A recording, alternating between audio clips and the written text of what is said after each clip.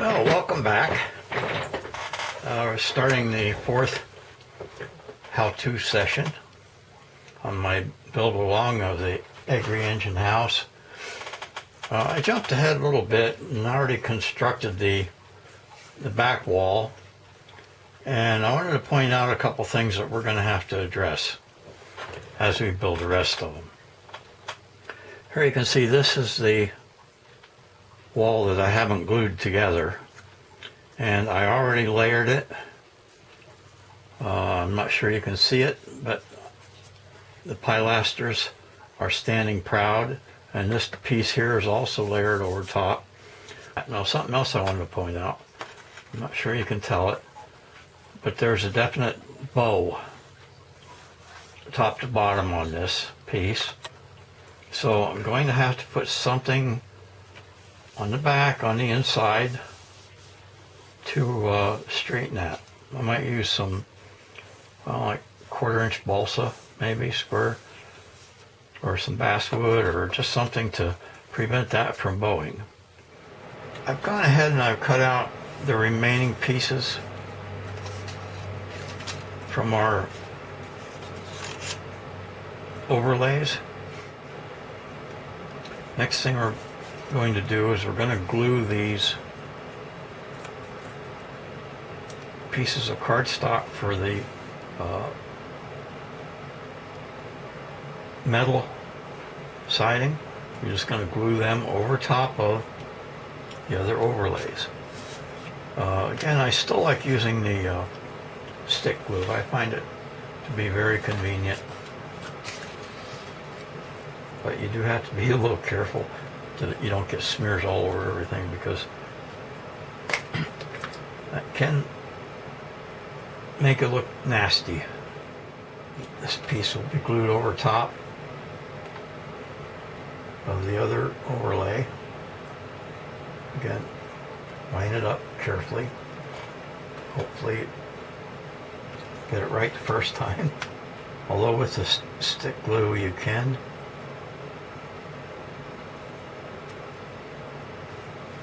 reposition it slightly if it's not exactly lined up. It's not the easiest thing to do, but it can be done. And then my roller that I use is a wallpaper seam roller. You can buy it at Home Depot or hardware store or something like that. And use a fair amount of pressure to roll that down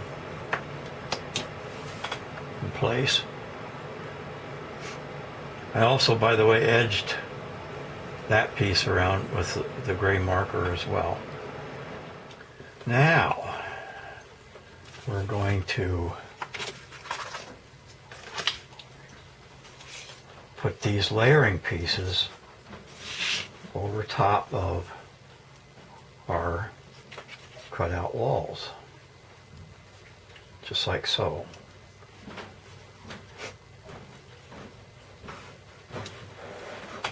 Okay, and here I'm going to use, well, I probably use a stick glue again. I could use other type of glue, like a PVA or tacky glue, but I'll probably just use a stick glue again. I jumped ahead a little bit, got ahead of myself. The back sidewall and the front sidewalls, I glued in place to the end walls on the glue tabs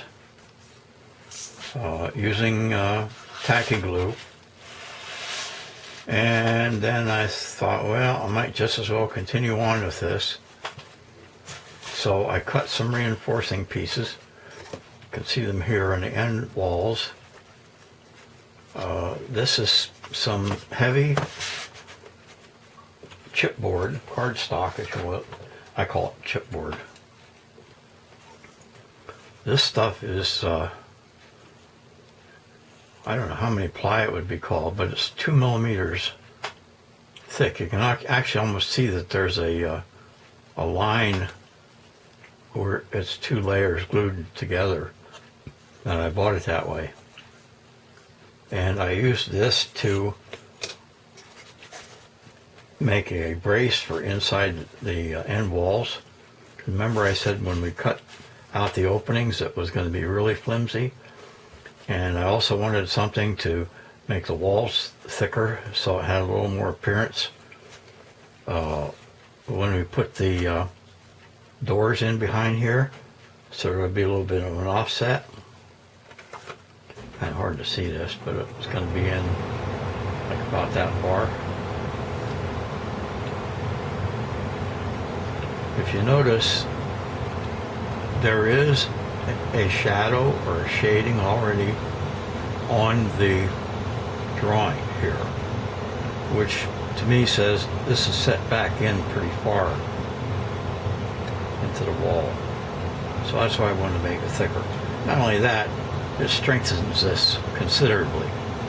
I'm going to have to do the same thing on the side walls.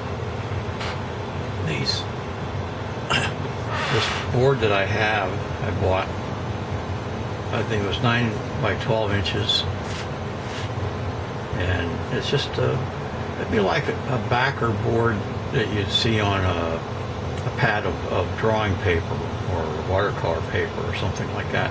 They normally use a real heavy cardboard like this. So if you don't want to order it, I think I bought this on Amazon. But if you don't want to order any card like this, you might be able to salvage it, scrounge it from something else. You could just use a cereal box card, but this is about 3 times as thick. This actually measures 2 millimeters. It's like 74, 75 thousandths, I think, thick. This is what I use my calipers for most of the time, is just to check the thickness.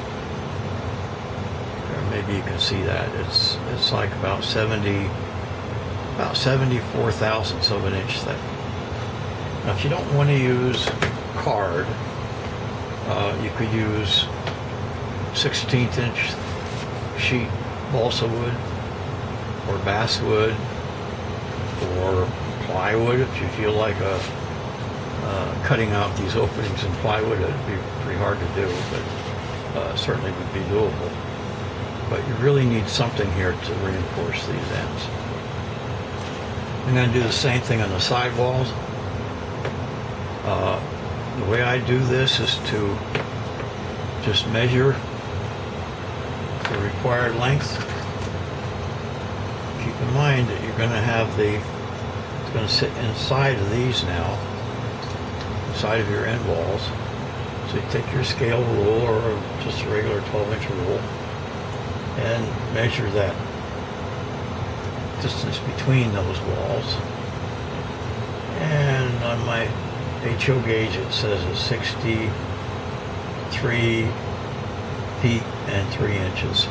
I'm just going to make it 63 feet. That'll give me a little bit of wiggle room. Okay? And the height, you don't want to go up above the glue tabs, because then that makes it harder to put it together. The height I get here is 23 feet 3 inches. So I'm just going to make it 23 feet by 63 feet. Okay? And we're just going to take this piece of card that I have here and measure out a piece that's 23 feet by 63 feet. And mark that.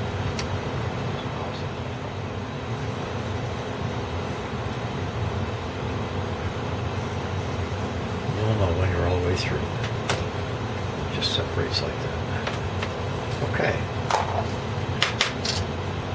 Now, how am I going to glue this in and get it to sit nice and tight down here?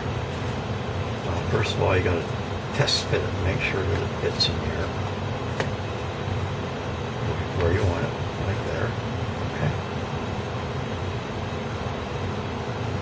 little bit of wiggle room. It's not a problem. Now, like I mentioned, since this is going to be visible, if you don't put the doors in place, even when there's a roof over top of it, you'd be able to look right in and see right in there. So what you might want to do is take another print of the side. Let's see if I have any. Yeah, there's one. Okay, take another side print like this and glue it onto this reinforcing, but glue it on the inside. And then that way you'll have your windows and the side wall. That will appear on the inside of your building, which won't look terrible.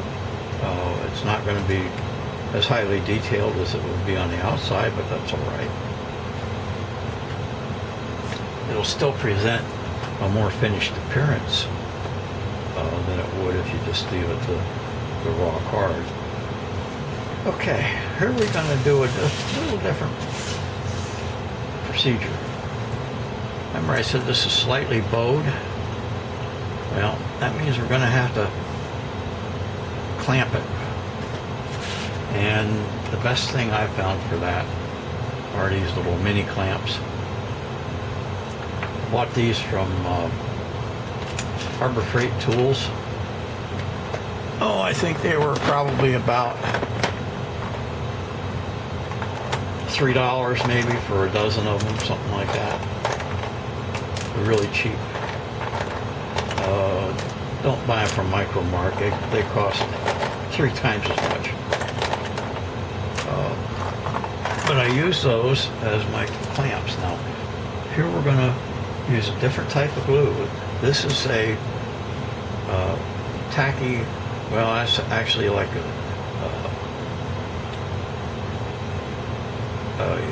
contact cement, contact adhesive. I think I bought this from Blick online. So the way you use this is it's just a contact cement, and you apply a bead of it, maybe a 1/4 inch or so in from the edge, because you don't want it to get a lot of squeeze out.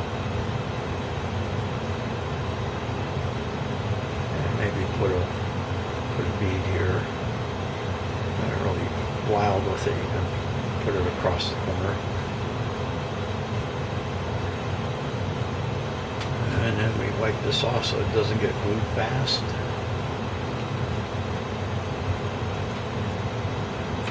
And with this glue, it's like a contact cement. It doesn't smell terrible. And you want to get this into your side, on your side. Get it in place. Doesn't set right away, so that's good. Push it down so it's tight against the bottom flange here, or glue tab, and then just press it down. I suppose if you wanted it to dry faster, you could pull it up and press it down again, so you get some air into it. I think I'll just take and clamp it. One thing to be careful of, though, with these clamps, they will dent the surface of your cardstock. So I always try to use a piece of scrap to put underneath it. Now that will stiffen that wall a lot. And it will also take out some of the bow that was introduced when we did the laminating. So this pretty much concludes the part 4. So take your project to that point and then come back and we'll take it up next week.